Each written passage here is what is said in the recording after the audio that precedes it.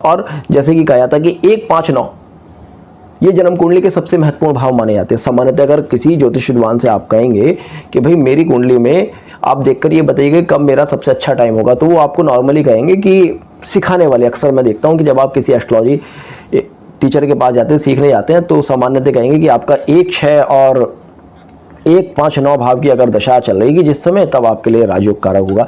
आप देखें ना, जिस व्यक्ति की कुंडली में 1, 5 और 9 भाव सबसे ज़्यादा एक्टिव होंगे,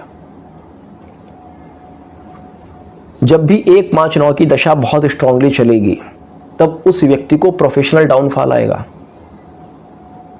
उस व्यक्ति को अपने वर्क में प्रॉब्लम आएगी। क्यों आएगी? अब देखिएगा, 10th हाउस आपके स्टेटस का हाउस है, ठीक है। ज्योतिष का नियम है कि किसी भी भाव से 12th हाउस उसका लॉस होता है। अब ये नहीं कह रहा मैं कि आपकी कुंडली का 12th हाउस केवल लॉस ही दिखाएगा, मगर किसी भी भाव से 12th हाउस उसका लॉस होता है। जैसे कि जब हम लगन के लिए देखेंगे, लगन क्या है? लगन आपकी हेल्थ को इंडिकेट करता है।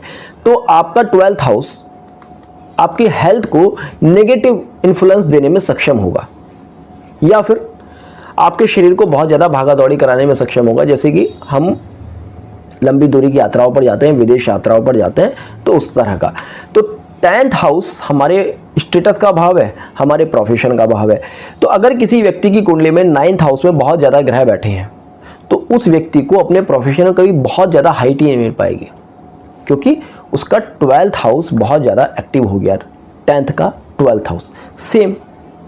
5th हाउस, 6th हाउस मैंने क्या कहा? जॉब का हाउस है।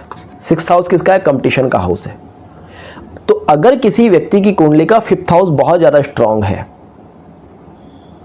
तब ऐसे में वो व्यक्ति बहुत अच्छी लेवल पर जॉब ही नहीं कर पाएगा।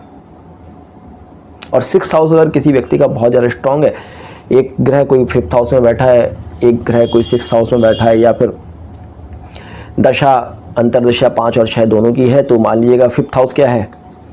5th हाउस आपका एजुकेशन है, 9th हाउस आपका हायर एजुकेशन है, 6th हाउस आपका कंपटीशन है। तो 5, 9, 6 की दशा अगर एक साथ शुरू हो जाए, अंतरा शुरू हो जाए, तो हम कह सकते हैं कि भाई इस व्यक्ति को हायर एजुकेशन मिलेगी, कंपटीशन के थ्रू मिलेगी। और यहाँ पर हम उस व्यक्ति को बहुत इजीली ये प्रेडिक्ट कर सकते हैं कि हाँ, आप इस टाइम पीरियड में अपने इस कंपटीशन को क्रैक करेंगे और वहाँ पर एक अच्छी जॉब प्राप्त करेंगे। इसलिए जन्म कुंडली की किसी भी भाव को नेगेटिव समझकर अपने मन में डर बिठाना यह बिल्कुल गलत है।